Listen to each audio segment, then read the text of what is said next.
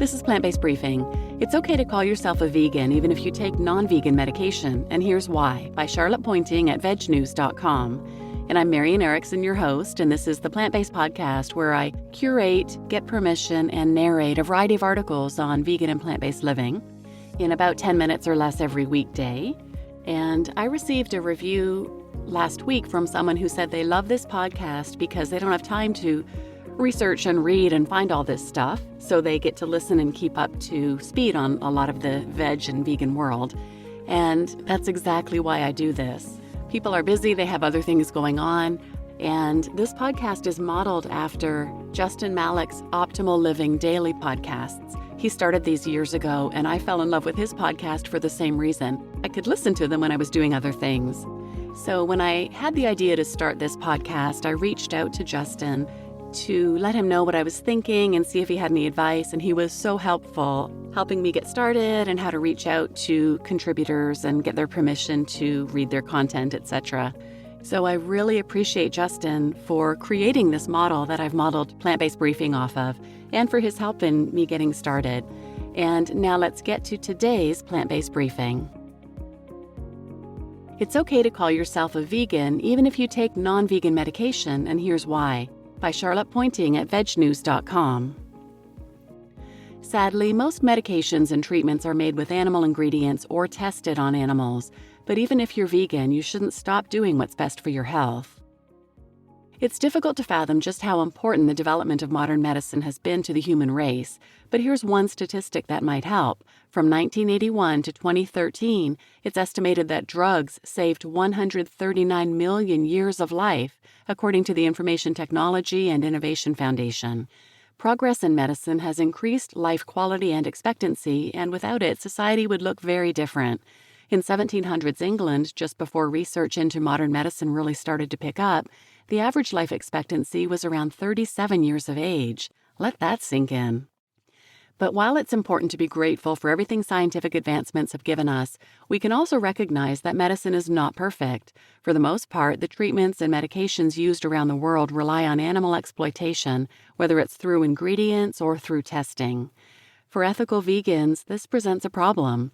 Are you still a vegan even if your medication isn't? We'll cut to the chase. Yes.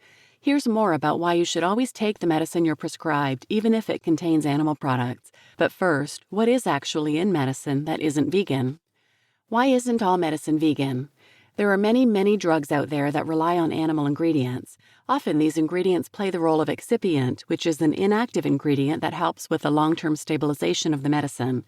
According to the registered pharmacist Sheetal Ladva, excipients can also help with consistency, solubility, and absorption. Unfortunately, the majority of excipients are derived from animals, Ladva notes in a blog post for the Vegan Society. A 2013 report of the 100 most prescribed drugs found that 74 contained one or more of lactose, gelatin, or magnesium stearate. Lactose comes from cow's milk, gelatin is usually sourced from the skin and bones of cattle and pigs, and magnesium stearate can be derived from beef fat. Other common excipients include shellac, which is secreted by lac bugs, cochineal, which is made with crushed cochineal beetles, and lanolin, which comes from sheep's wool. Some animal ingredients also play an active role in medicine. Insulin, for example, can sometimes be taken from animals like pigs and cows, and heparin, which is used to prevent or treat blood clots, is often derived from pigs and cattle, but it can also come from many other animals, including turkeys, mice, whales, and lobsters. That said, not all medicines contain animal products, but it can be difficult to find a definitive list of ingredients, says Ladva. You can check with your pharmacist, the leaflet inside the medicine box, or contact the manufacturer to try and find information. But beware that this may be a fruitless task. In some cases, the manufacturer is not always able to guarantee the source of excipients or confirm non-contamination during the manufacturing process, explains Ladva. Are all medicines tested on animals? Even if your medicine doesn't contain animal ingredients, there is a good chance it has been tested on animals. According to the Humane Society of the United States, it's difficult to determine the exact number of animals that are used in scientific research across the U.S., which includes mice, rats, monkeys, dogs, rabbits, cats, and more. But estimates state it's likely more than 50 million. Most countries mandate that new drugs are tested on animals first before they're given to humans, which makes it near impossible to find cruelty-free medication. It is a regulatory requirement to test potential new medicines in animals before they can be tested in humans, with most tested in 2 species prior to human testing, notes the Association of British Pharmaceutical Industry. Last year, however, there was progress in the U.S. when the FDA Modernization Act 2.0 was passed and signed into law. The act is by no means a ban on animal testing and scientific research, but it does mean that the FDA is allowed to consider non-animal drug tests, of which there are many. Scientists can grow human and animal cells in laboratories, for example, and human volunteers can donate tissues, notes Cruelty Free International. There are also highly sophisticated computer models that can be used.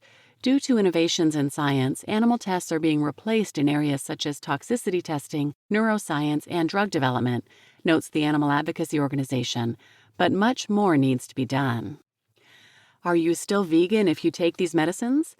While baby steps are being made towards a more ethical future of medicine, there is still a long way to go before the industry is animal-free. Right now, it's a fact that most drugs on the market will have been developed through the exploitation of animals in some way. But this does not mean that vegans shouldn't take them. The Vegan Society's definition of veganism states that vegans should avoid animal use as far as possible and practical. This means that when there is no alternative to a non-vegan medicine, it doesn't make you any less of a vegan if you choose to take it. Sometimes you may have no alternatives to medication manufactured using animal products, notes the Vegan Society. Even if other medications are available, they may be less effective, have more side effects, or be unsuitable for your healthcare needs. While it can be upsetting to compromise our vegan beliefs, we encourage vegans to look after their health and that of others, enabling them to be effective advocates for veganism, the organization concludes. You just listened to It's Okay to Call Yourself a Vegan Even If You Take Non-Vegan Medication, and Here's Why, by Charlotte Pointing at vegnews.com. And I think this is such an important article, especially for people newly embarking on a vegan lifestyle, because sometimes it can get confusing, but the definition is really what's important, that we avoid animal exploitation as far as is possible and practical. My car is a 2015 car from before I was vegan, and it has leather seats. It is horrible, but I can't afford to change it right now. And when I drive or take any kind of public transportation, I'm responsible for the death of countless insects. We don't live in a vegan world, and it's not possible to avoid all forms of harm to others, but we do our best as far as is possible and practical. However, that being said, avoiding animals in our food is easy to do. So much easier than most people think, and it's one of the biggest impacts you can have as well. And if you're interested in a couple other episodes, check out 416 about flu shots that don't have eggs in them, and 541 about VegMed, the pharmacy group that helps people identify vegan meds or meds without animal products in them, which is really important for people who have allergies like alpha-gal syndrome, where they're severely allergic to any animal products. So check those out. I'll have links in the show notes as well. So please share this episode with anyone who might benefit, and thanks for listening.